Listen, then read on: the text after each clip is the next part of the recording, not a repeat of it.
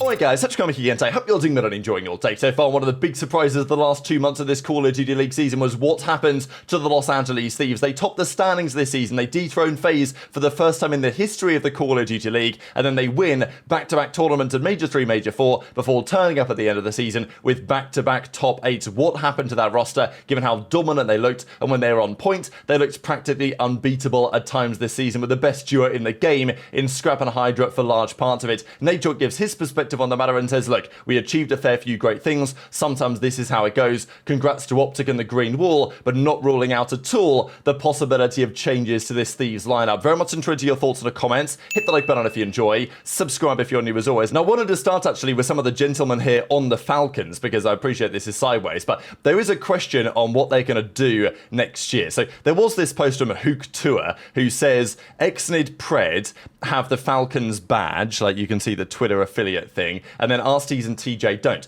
Now, Nasties was in the replies saying, like, I never had it, you're smoking, basically. Like, that wasn't a thing. And so that's pretty much what he says. But I still wanted to kind of raise the question, right? Because I don't think many of us are expecting TJ or Nasties to stay on Falcons going into 2026. I think all of us are expecting Pred to stay and not to go anywhere. The question for me is around Exnid, primarily. And what do you guys think in the comments? Because the rumor is that Falcons are interested in aBeZy. That was a rumor for several weeks. It may not happen, it may happen if Falcons do want aBeZy, because the rumour was they were putting Exnid to the flex to see how TJ would get on the SMG alongside Pred, to then potentially replace TJ with a, let's say, more top-end SMG in theory. And that maybe is what's going on, right? If Pred's going to bait someone, it might as well be someone like aBeZy. I suppose that's the logic. And I get it, right? It sounds like a pretty scary duo to me in terms of impact on the map. So that's a rumour. Then from an AR perspective, we know that there has been some interest in Sib. There was even a big rumour that they tried to buy Sib out of his Cloud9 contract before even the World Cup, but that never came to fruition. So what will happen next there is interesting. But Pred and Sib reunion, it makes a fair bit of sense with maybe aBeZy on the other SMG.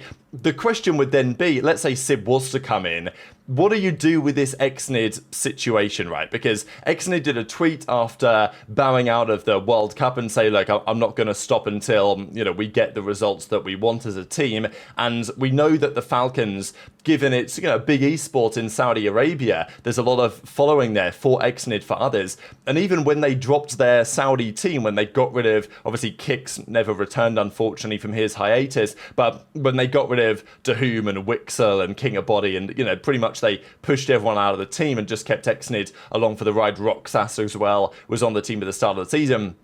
They did a whole statement to say, look, we're still committed to the Saudi players, we're keeping an academy for the Saudi team, to, you know, not exactly appease the fans, but, you know, to make it clear that they're still wanting to support the Saudi Arabian region. But if they are going to put big money into this team, you know, they've got to make this team as good as it can be. And then there is a question as to whether Exnid is the best man to be a part of that. Certainly if he ends up being in a flex role, for example, right? Just to have a look at some of the cards. This was Exnid's card for the event. It wasn't great. He had a 68 overall. If we actually look at his cards for just recent tournaments, really, and yeah, there was probably a time this season where he was kind of underrated.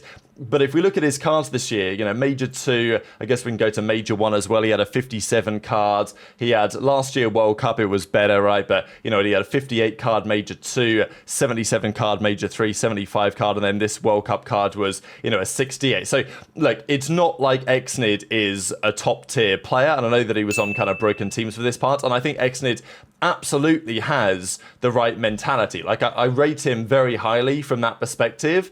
And I think he, you know, I'd like to see a world where if Exnid isn't on this team, he gets to go somewhere else. Because I actually think he's a really valuable asset. Like, he's almost like an Asim in a way.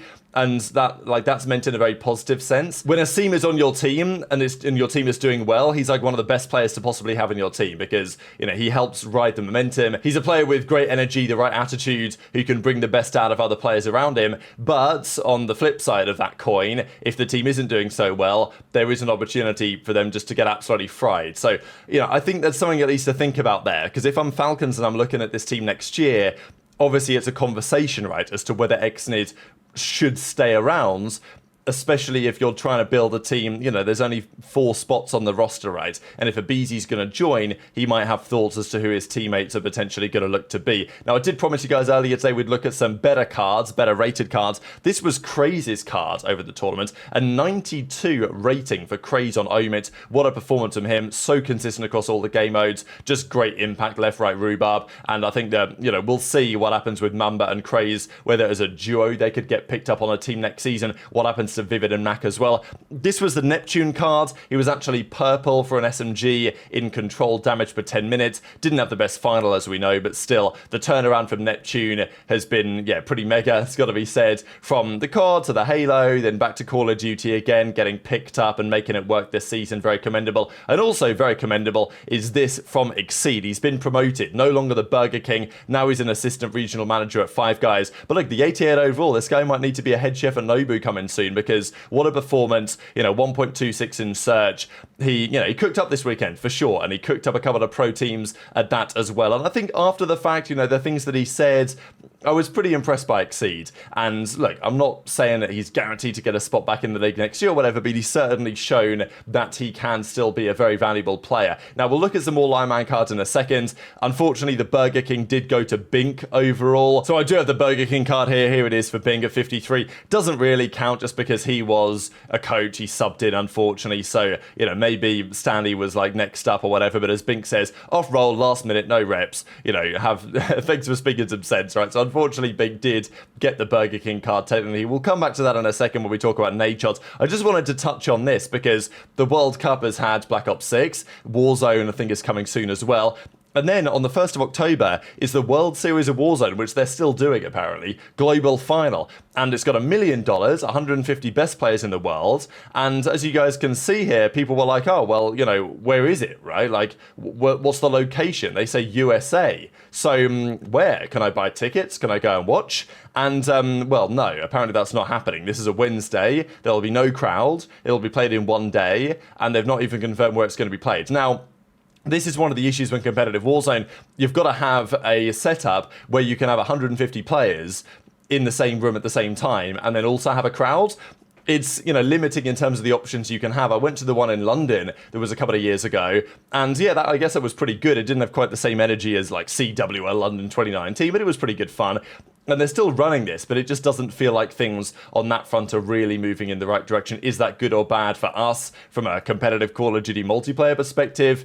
That, I guess, is a bit of a debate. We talked about Legend earlier today, Halo player, whether he might get picked up somewhere. I'm sure that Gentamates, like, surely they should at least be thinking about it as a French player. But I guess there is a question whether some top team could even take the risk as well. I don't see this type of risk for a team like the Thieves, for example. Unless HyDra has other ideas as like another potential French prodigy, that could be considered. But I think potentially even a team like FaZe could be thinking about it, because if you're Simp, let's say hypothetically, Simp is to stay on FaZe, and aBeZy's going to go, Cell's going to go, Drazah's going to go. Maybe Cell stays, I don't know, like who knows what exactly would happen. But let's say your entire team leaves, Cell's got to be sitting there and thinking, damn, like, who am I going to get that gives me the chance of having a team as compelling as the one that we just had? And that's why even for FaZe, I think there could be some level of risk that is taken. For Thieves, it feels a little bit less likely because they know they have a very strong core. They know that maybe an upgrade here or there could take them back to the top. At the end of the day, they know that they can be the best team with what they formed, but with the way that OpTic looked at the end of the season, it's difficult to argue that Thieves staying together would be a good idea, especially with so many free agents, right? This is why OpTic were close to making a change last year, and in hindsight, of course, should have done. I think this year it's a bit of a different story, just because last year they didn't win the World Cup. This year they did. Last year there were maybe already some cracks under the surface. You know, the Pred stuff that eventually happened, maybe they could have foreseen some issues there. So I think this season it just makes more sense to stay together than it did last time around. And last time they did, and this year I'm sure that they will as well. But last year Scrap and HyDra are on the market, this year they're not. But if you are Scrap and HyDra, now sitting there under contract with Thieves, basically everyone else is on the market, from FaZe and any other team you want, and including like the whole Halo scene, because they are also kind of wanting to be out of there potentially, given their season, and the championship in HCS is basically coming to a conclusion. So just wanted to share what Nadeshot has to say here, saying that, yeah, look, they won as they did, and that was impressive. But then it went all downhill, and he's not ruling out the possibility at all here at the end of having these type of conversations with the team. I'm kind of in your guys' camp. I'm not really sure what happened to the COD team towards the end of the year. It's been surprising to me that after winning 2 events in a row, we weren't able to play at that pace again. But, you know, that's just kind of how it goes, gentlemen. I know that might sound like cope, but, you know, the teams and momentum and everything ebbs and flows. But I got to hand it to OpTic, bro. They look really, really good. And quite frankly, Call of Duty isn't the same unless OpTic is playing well. Any roster changes? Shut the fuck up. Yeah. All right, guys. Let's talk about the Call of Duty offseason. What do you guys think, dude? Are we setting Scrap to the clink? Gonna kick him to the curb? Yeah. Let me just pull out my spreadsheet real quick.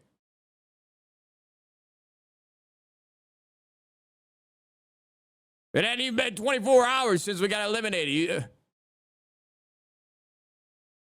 Honestly, we should just make that the title. These were the results this season for the Thieves lineup. They won the showdown. They won the K-Sun showdown back in November. They, at the minor, they bombed out of the minor. They then came second at Major 1, famously. They then won the second minor, turned up to Dallas, came fourth. They lost to Boston there in the first round, remember. Then they beat everyone to win Major 3. They beat everyone to win Major 4, bombed out top 8 at Champs, and then bombed out top 8 of the World Cup. It says 5th and 7th here because technically it was joint 5th at the World Cup because it was single elimination. Technically it was joint 7th at the World Championship, but you know, basically top 8 are the numbers we're looking for there. And to end the season on that note, especially at the biggest tournaments, and with like the whole FaZe lineup available, it makes it very difficult to imagine that sticking together is the best idea.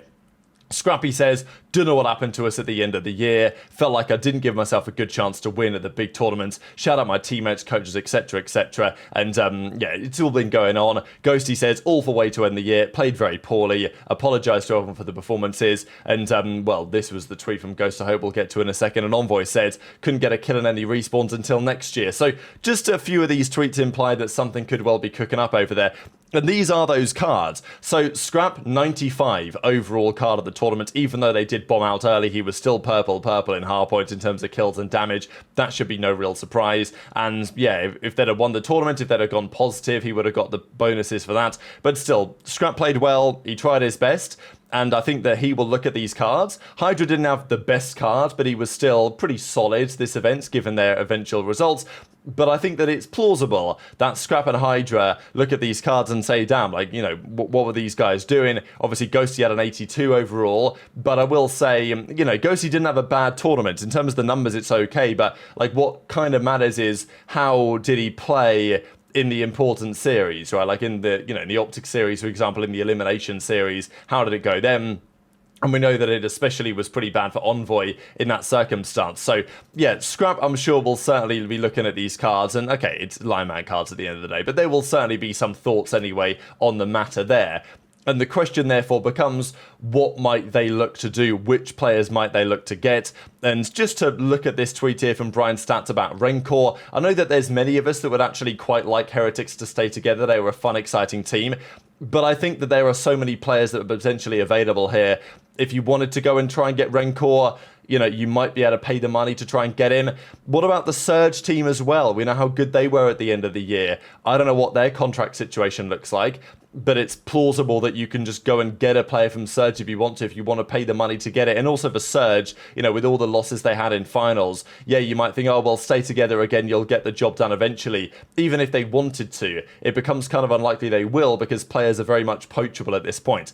And if Thieves come knocking, then yeah, obviously it's going to be a consideration when you get a player with Scrap and HyDra. So what should they do? It's a big question. There is going to naturally be some talk about Cellium, right? Because Cellium is available from FaZe. If Thieves want to go and get Cell and pair him with Scrap, they can do it. Now, that would be a devastating AR duo, but it would need, you know, it would need an awful lot from the SMGs. There is not an impossibility that they could try and say, okay, Simp, Cell, come over here. Because you'd have to buy Simp out of the contract. Nadeshot would have to stop opening cases or hope to, you know, pull a Dragon Law or whatever and sell the thing to buy Simp out of his contract. I don't know. but it's not impossible because Thieves have the pull. Like, Thieves probably have the biggest pull of any team. With OpTic probably not making changes, I mean, surely, not, then Thieves have the pull because they've got Scrap and HyDra and they've got a great organization. So that is, they've got even more pull than Simp, right? I mean, if you're a player out there, if you're Rancor, just hypothetically, and Simp says, hey, do you want to come play with me on FaZe? Or if Scrap and HyDra say, hey, do you want to come play with us on Thieves? Where are you going, right? Like, I'd say you're going to Thieves right now. So, intrigued to your thoughts on that in the comment section below. Loads of interesting questions to come, but just with all of these options, with all of these opportunities available, it makes it feel pretty unlikely that Thieves are just going to simply run it back next year. Whether they need a change, whether they need a two-man change, whether a one-man change could suffice, and who for in that scenario, that is a very interesting question. So hit the like button if you enjoyed, subscribe if you're new, take care, and I'll see you next time.